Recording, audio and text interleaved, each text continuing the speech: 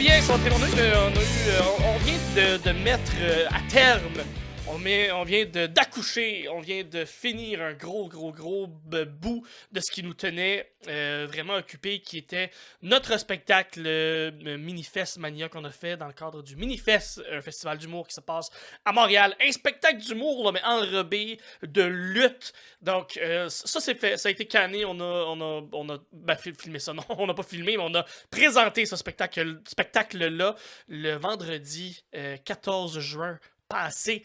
Donc, c'est super bien été. Merci à tout le monde qui était là, qui était présent pour venir voir ce beau spectacle. C'est des niaiseries là, d'un bout à l'autre. Merci aussi à nos invités. Pierre-Luc Racine, Stéphane Deguire et Elisabeth Picard, tous les trois qui ont été des invités sur le podcast. Et c'est Ellie elle-même qui a fait comme, hey, c'est le fun, vous avez tous invité des gens qui étaient sur le podcast. J'étais comme, ah, ben oui, faut croire que mon cercle d'amis n'est pas si grand que ça finalement. Fait que, ben merci vraiment à tout le monde qui était présent pour venir voir le spectacle. De ton point de vue, toi, Maxime, comment t'as vécu ça, tout ce beau spectacle-là? Ben écoute, moi, c'était comme une plateforme, oui, pour faire des jokes, mais aussi pour peut-être réaliser mon rêve. Je voulais tenter de faire le fameux K-pop que je vous parle depuis l'épisode 3 déjà. Donc, on est rendu 57. On a fait du chemin. On a fait des podcasts depuis.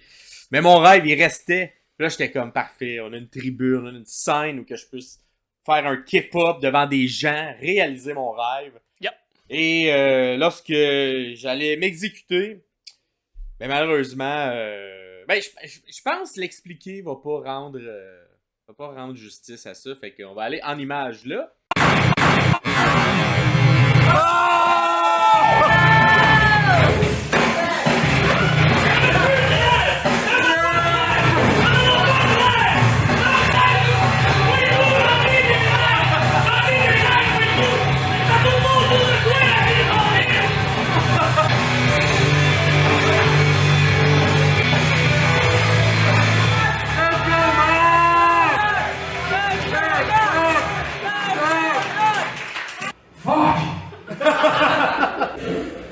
Ça sera pas cette année, mon rêve.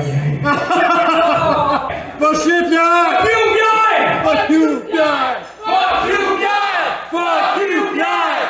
Fuck you, Pierre! Fait que comme vous voyez, l'esti de Pierre Gastonguay a décidé de me trahir. Je sais pas ce qui s'est passé. Pierre, je sais pas, la jalousie qui est rentrée en toi. Moi, je suis content en tout cas qu'on tourne pas dans les mêmes pièces, là. Je te redonnerai la monnaie de ta pièce, mais esti, ça a sonné, ça a fessé, puis t'as pas mis ça avec le dos de la cuillère, là. Non, j'ai fait ça avec la face de la panne à biscuits. Regarde, je vais l'expliquer, là. C'est que je trouvais que... t'as un peu... Moi, je trouve que t'as ruiné complètement le spectacle, là. Je comprends que tu voulais faire ton rêve à la fin, tout ça, mais tu prenais trop de place, là. Maintenant, on a des invités, pis peut-être que moi aussi, j'avais un rêve d'être capable de faire un backflip en bas du stage, peut-être. Mais oui, mais tu m'en parles, esti, on l'aurait fait, on aurait réussi à le faire, ou aussi ton... En tout cas. À chaque fois que j'essaie de t'en parler, tu me reparlais de ton fucking rêve. À un moment donné, Ben, regarde. Si vous avez manqué ça, vous avez pu voir le petit extrait de tout ça, mais ça sonnait live. Ça fallait être là pour sentir l'énergie. Fait que la prochaine fois qu'on fait un spectacle, ben n'hésitez pas à venir nous voir. Peut-être y aura-t-il d'autres petites histoires comme ça. Peut-être qu'un jour, je vais réussir finalement à faire mon rêve, que je serai pas trahi par Pierre Gastonguay, que je croyais mon ami, mais... Je pense que pour ton rêve, tu devrais essayer la technique Big Show, où il y a littéralement quelqu'un qui t'aide à faire ton rêve. Ouais. Ben, on verra, peut-être. Écoute, tous les moyens sont bons, mais c'est ça. Maintenant, c'est... En tout cas, je te considère encore comme mon collègue. Je sais plus si je te considère comme mon ami, mais mon collègue. Regarde, moi, ça m'a fait du bien de juste sortir tout ça. Fait que moi, je suis passé à un autre appel. Moi, ça va mieux, ça va bien. Fait que c'est ça. Parfait. Et d'ailleurs, un petit merci. On a eu un shout-out quand même plaisant d'un autre podcast. Probablement le podcast de lutte le plus connu au Québec. Les Antipodes de la lutte avec Kevin Raphaël. Ainsi que notre ami qui nous a fait, Pat Laprade qui nous a fait. On est en train de regarder, voir si on n'est pas capable de faire un petit épisode spécial, on recevrait un ou l'autre, ou les deux, ou éventuellement. Mais crossover dans le podcast, tout le temps le fun. Exactement. Donc, si jamais vous nous écoutez pour la première fois suite à à ce shout-out-là, ben, un gros merci. Bienvenue dans la gang. Écoute, il n'y en a pas assez des podcasts de lutte en français, de gens qui parlent comme nous. On puisse pas obligé de tout à écouter des affaires en anglais, là, c'est plate. Là. Fait que, dans la francophonie, on puisse analyser notre passion, beaucoup trop débordante, beaucoup trop intense. Fait que... Il est gentil, Freddie Prinze Jr., mais un moment donné, c'est le fun Et d'écouter quelque chose en français aussi. Là. Ben, c'est surtout, tu sais, mettons, dans le barème, il y en a quoi, genre, comme à peu près 3000 podcasts en anglais qui traitent de la lutte, puis genre... Oui, c'est ça, oui. Vraiment pas assez en français. Donc, c'est le fun. C'est ça. On va essayer de tasser de vos trucs, les trucs anglophones, puis qu'il y ait de plus en plus de trucs francophones. Fait que, allez suivre les antipodes de la lutte. Très bon podcast qui roule depuis des années. C'est entre autres les voix officielles de la WWE à la télévision ici au Québec. Oui. Donc, vous pouvez avoir un peu un inside look là, de ce qu'ils pensent, de ce qu'ils voient.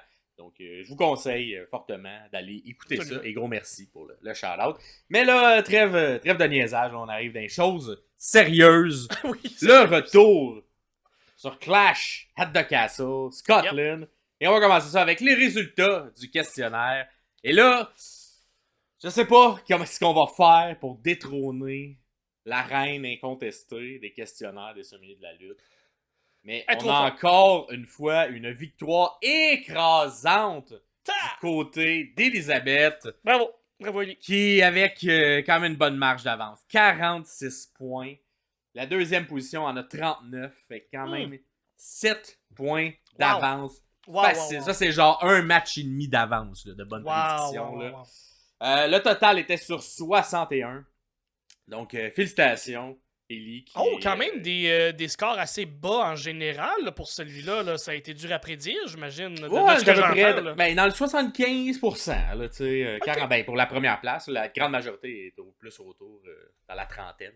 Donc, entre 31 on est dans une classe de rattrapage. Là. C'est pas super comme moyenne. Là, exact. Fait que Ellie prend une bonne avance sur le classement général. En deuxième position, on va quand même les nommer, on a Fortune Cookie qui arrive en deuxième position. Ah, bravo! Fortune Cookie, d'ailleurs, qui nous a laissé un petit message qui était là au spectacle de Minifest Mania. Et écoute, je vais essayer de le retrouver pour que ce soit les bons mots. Que ce soit les bons, le bon commentaire, bien.